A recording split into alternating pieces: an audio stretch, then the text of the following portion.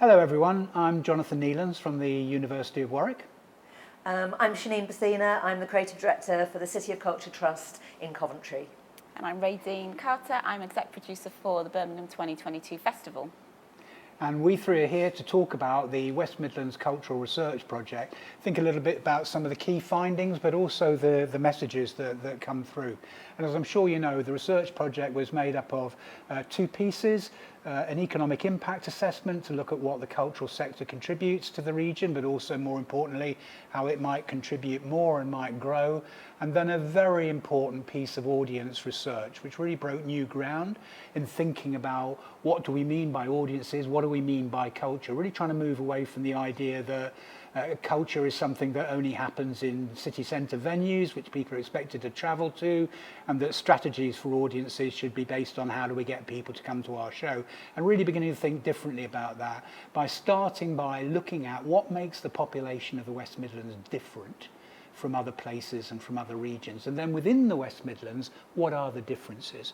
And what the study has been able to do is to show us at neighbourhood level, what the people in that area like, what their preferences are, what their ethnic identities, qualification levels, to give us a much better understanding of what kind of cultural investment we might make that might really work and help those people. And that's in the context, I think, the other important thing the research project did was not just to judge people on how often they went to publicly invested funding. We looked at how often they go to music venues, how often they go to commercial theatres, a much broader view of what participation in culture looks like. We'll never be able to get total cultural participation, but this project took us further than we've ever gone before. And of course, what it shows is that, of course, there's a huge, lively cultural participation going on beyond public culture, publicly invested culture. And one of the key things this report does is to challenge the language that we previously used to describe people in neighbourhoods as low participation, cold spots, cultural deserts, to recognise we are all creative, we are all cultural, and therefore we should be thinking more carefully about how we make sure that public investment in culture benefits everyone, not just some of us. Culture for the many, if you like, rather than the few.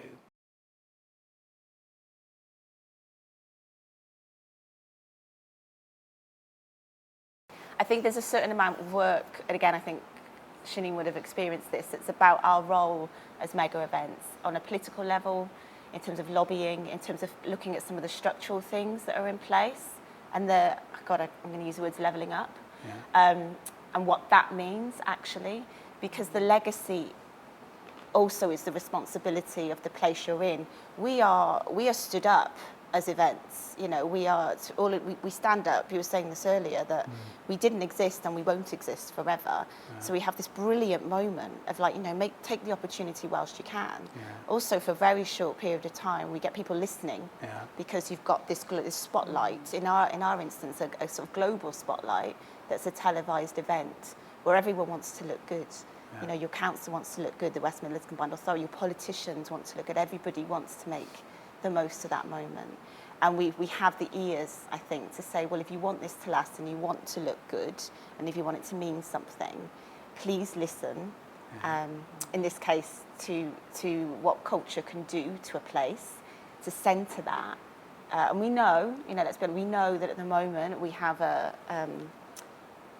combined authority where at the moment the Cultural Leadership Board is developed in that space, and it's pushing to try and centre a sort of cultural democracy, and so other things actually work around what that is. It'll take time, but that's really new, and I think if we can make that mean something, then that legacy hopefully will live on. Some of it's structural. Can I jump in on that? I suppose I'm just going to say that for us with Coventry, I've always seen it as a city change programme, and I always wanted to think about what is it that we're trying to do here? What is it that we're trying to achieve in terms of influencing behaviour, changing practice, developing policy?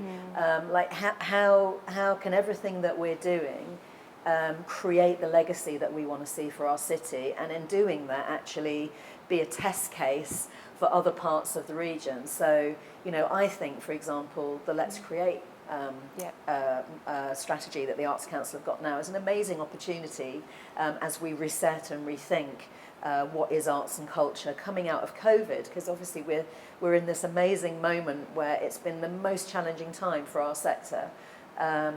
To actually think about what is important here. What did we see happening during COVID? When everything shut down, what was happening around arts, culture, creativity? People were creative. We saw it. It was oozing out of people all over the country, all over the world.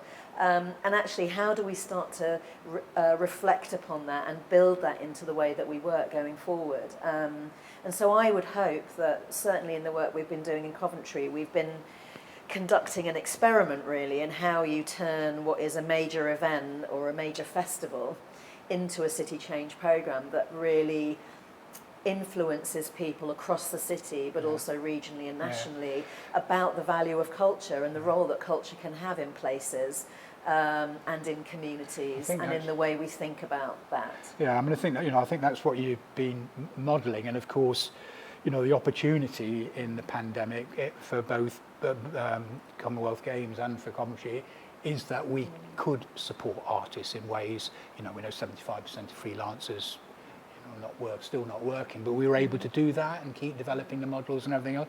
I mean, I think also what I would say is important for the region in what you're saying is that you are challenging inequalities. You are demanding that everyone has the right to cultural lives and to cultural opportunity and to cultural enjoyment. That's what you're challenging, and you're doing it often through quite hyper-local, not hugely resource intensive, through partnership building, activating people. And I think that's something that other places in the region can learn from. I mean, Stoke and other places have had creative people in places. This is very much in that model, but giving people the confidence where there's not a lot going on in terms of publicly invested culture, but a lot of culture going on, giving them the confidence to put in bids. I mean, we know that those who have unlimited choice in terms of the strategy, they'll travel for their culture. Yeah. And sadly, a lot of them are travelling outside the region for it, to Manchester and London, and we need to address that. But for those with limited choices, hyper-local, in your neighbourhood, made by you, with you, you controlling it, I think that's got to be something which would give me confidence if I was, on the periphery of the region and wondering, well, how do we get some of this? So I don't think culture can sit in a vacuum, and when the sort of moving culture around and putting it in the people's neighbourhoods, having it on their doorsteps where people live. Also, there's a point of that, which is not to encourage people to actually go and take part in funded culture, because it is also for them. And what the research shows is that there's a centralisation of public funding, in our city centres, for example, and that isn't distributed fairly across the region. That's just the case, and obviously that'll take a long time to balance. I think what we need also is to have the support of other infrastructures, transport, city planning, all of these things, to make sure that the work that we're doing to democratise, I suppose, some of that, or to equalise some of that distribution, can carry on. There's absolutely no point if we just say, hey, this can happen over here for the next couple of years, and then in 3 years' time, still, it's not possible to get one bus into the city centre that's affordable for a family. Like that can't happen, or the train system doesn't work, or people continue to drive into city centres along with this other requirement for us to green our cities, for example. There's loads of competing agendas going on here, so we can't do it alone. And again, I think the opportunity we have as mega events or as cultural events is to try and bring these various elements of civic society together, but with culture at the heart of them. Yeah, and I think one of the things we've tried to do in Coventry is really embed culture and look at the value of culture across all policy areas at the City Council. So really helping our colleagues in health or transport or housing or regeneration to look at the value that culture offers to the work that they're doing. So we've done an amazing programme around the public realm, for example, where artists, communities have been involved in the transformation of public realm as we welcome people to the city. But I think it's, also the partnerships. One of the things we've gone quite big on is collective power. And that's really, for me, about how we, looking at who the kind of players are in a city. So, for example, we're doing a lot of work with the Business Improvement District, where they are now delivering some of the big projects. We're working, with all of our businesses, to get them to think about collectively how they are working across the city to support, and to kind of, I suppose, help with some of the challenges that the city and the people in the city and communities in the city are facing. And so, and for me, it's like, how does everybody come together to work on this, rather than culture sitting over here somewhere, and communities here, and then we're always having to sew it together. Whereas if we believe culture is an intrinsic thing in our society and absolutely core to who we are, how we live our lives, and soul food for our lives, then actually you start in a different place. And then you look at the world through that lens, and it starts to organically become so much more powerful in the way that we think about vision and ambition, and community and engagement and equity. Yeah, and I think it's, this historical moment, culture, well-being, the culture's role in healing and recovering, healing and recovering in all kinds of ways. And I think what in both these models, what you've also done is to open up a whole new labour market for artists. If public health gets confidence that culture can make a change, if charities do, if youth services do, then these are whole new areas of opportunity for... I was going to say, as you were talking, which is one of the projects that we're working on, we've not announced it yet, is taking place at what will be the newly opened Midland Met Hospital, which is a brilliant building, but obviously they're a new space. It's a huge site and a huge venue, but there are good examples already that are in the region that are doing that work. They're just sort of sitting under the radar. I think that we found. So I also wouldn't want to come across, which is, these events come in and make all this happen. We constantly say it's already here. It's about, it recognising itself, that it's brilliant work, or it might just need a little bit of uplift, or it just needs to be plugged in to something to get the recognition it deserves, so it can really fly.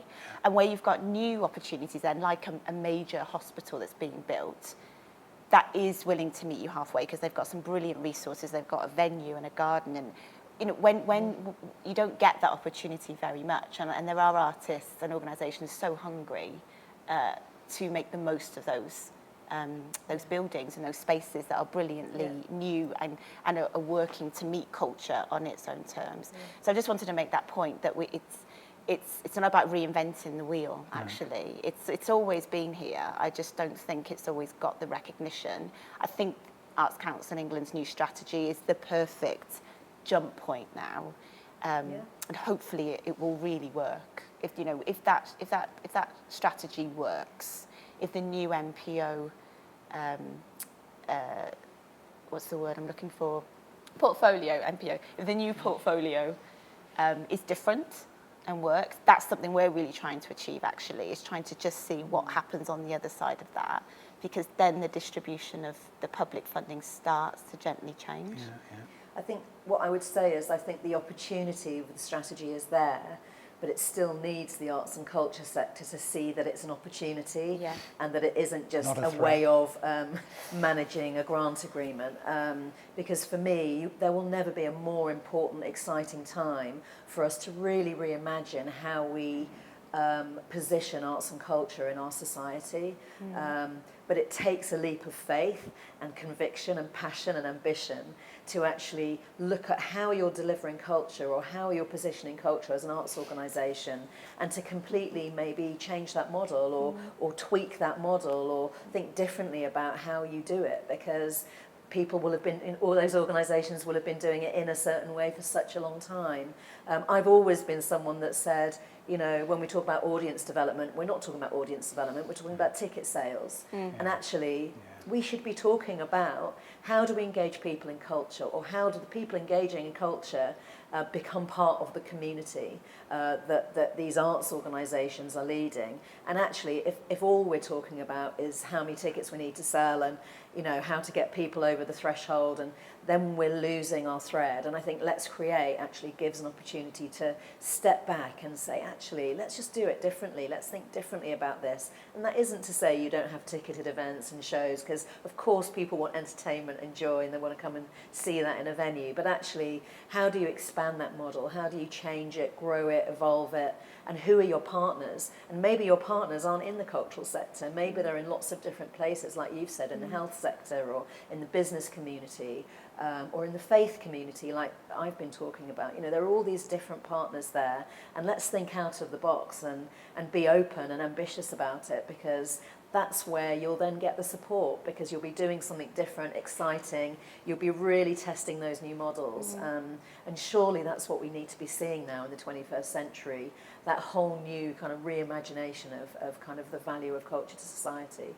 That's a perfectly beautiful words for us to pause on and just say, you know, a huge privilege to talk to you both, and, you know, really supportive and respectful of the work that you're trying to do, which is absolutely underpinned by and underpins the West Midlands Cultural Research Project and the tools and the various strategies and ideas that it's produced to, you know, but we wanted people to bring life to that. It's not just about numbers, it's about experiences, it's about passion, it's about the care that you bring, the skill that you bring to that. So I just wanted to thank you both very much for the conversation. Really enjoyed it. Thank you. Thanks. Thank you. Thank you.